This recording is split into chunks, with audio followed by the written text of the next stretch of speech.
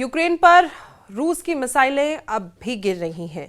जंग को 2 साल से ज्यादा का वक्त हो चुका है, लेकिन अमेरिका से जो खबर आई है उसने रूस को जश्न मनाने का मौका दे दिया। अमेरिकी राष्ट्रपति डोनाल्ड ट्रंप ने एक बार फिर साबित कर दिया है कि व्लादिमीर पुतिन के लिए उनके दिल में सॉफ्ट कॉर्नर ही नहीं बल्कि एक खास जगह है। ट्रंप ने अमेरिका की नई नेशनल सिक्योरिटी स्ट्रेटेजी जारी की है, जिसमें सबसे चौंकाने वाली बात यह है कि रूस को अब अमेरिका के लिए डायरेक्ट थ्रेट नहीं माना जा रहा। यह फैसला ओबामा और बाइडेन प्रशासन की नीतियों से 180 डिग्री का यू टर्न है।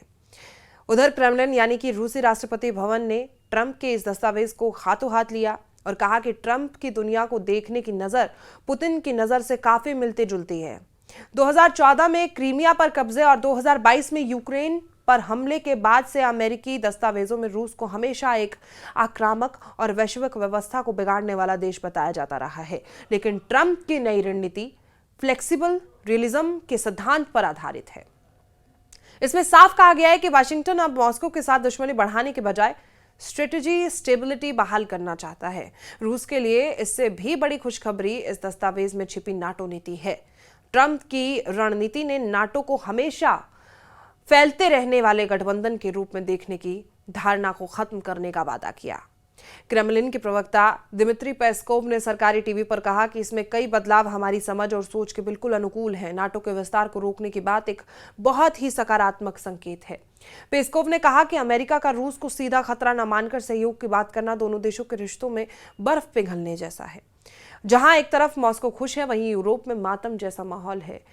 ट्रंप की इस रणनीति में चेतावनी दी गई है कि यूरोप सभ्यता के मिटने के खतरे का सामना कर रहा है। रूस भी लंबे समय से यही मानता रहा है कि यूरोप का प्रभाव अब खत्म हो रहा है। पेस्कोव में कहा गया कि यूरोप के प्रभाव में कमी के बारे में अमेरिका का आकलन मॉस्को के दृष्टिकोण को ही दर्शाता है। यूरोप के बड़े देशों को अब डर सता रहा है कि ट्रंप ने यूरोप की सुरक्षा से हाथ खींच लिए हैं और उन्हें उनके हाल पर छोड़ दिया है। इतनी तारीफों के बीच रूस ने थोड़ी सावधानी भी बरती। दिमित्री पेस्कोव ने कहा कि ट्रंप भले ही अच्छे इरादे रखते हो, लेकिन अमेरिका का डीप स्टेट यानी वहां की नौकरशाही और पुरानी व्यवस्था ट्रंप की राह में रोड़े अटकाएगी। पेस्कोव ने कहा कि अमेरिकी डीप स्टेट की सोच ट्रंप से बिल्कुल अलग है। बता दें कि ट्रंप अक्सर आरोप लगाते रहे हैं कि अमेरिकी सिस्टम में बैठे कुछ अधिकारी चुनी हुई सरकार को काम नहीं करने देते। अब रूस भी ट्रंप के इसी सुर में सुर मिला रहा है। ट्रंप के आलोचक इसे पुतिन के सामने घुटने टेकने जैसा बता रहे हैं। उनका कहना है कि जिस देश ने पड़ोसी मुल्क यूक्रेन को तबाह कर दिया उसे खतरा ना मानना खतरनाक है, लेकिन ट्रंप का तर्क है कि यूक्रेन युद्ध खत्म करना उनकी प्राथमिकता है और इसके लिए रूस से बात करना जरूरी है। फिलहाल तस्वीर यही है कि वाशिंगटन और मॉस्को के बीच लव हेट रिलेशनशिप में अब लव का पलड़ा भारी दिख रहा है और इसका सबसे बड़ा नुकसान यूक्रेन और यूरोप को उठाना पड़ सकता है।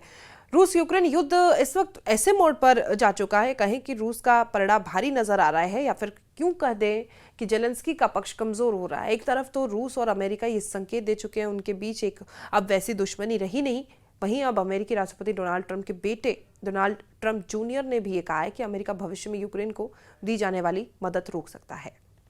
गार्जियन की रिपोर्ट के मुताबिक ये बात उन्होंने कतर में आयोजित दोहा फोरम में कही। डोनाल्ड ट्रंप जूनियर ने कहा कि उनके पिता यूक्रेन शांति प्रक्रिया से पीछे हट सकते हैं।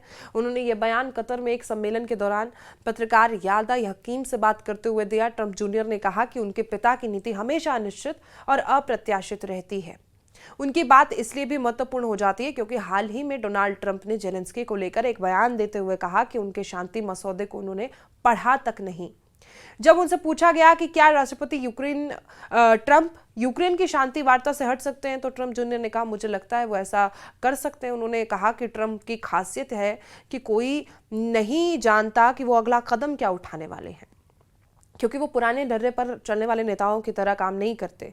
ट्रंप जूनियर ने कहा कि अमेरिकी और अंतर्राष्ट्रीय मीडिया ने यूक्रेन युद्ध को गलत तरीके से पेश किया है। उन्होंने दावा किया कि यूक्रेन युद्ध से पहले रूस से भी ज्यादा भ्रष्ट था और ये बात अमेरिका रिपोर्टों में भी कही गई है।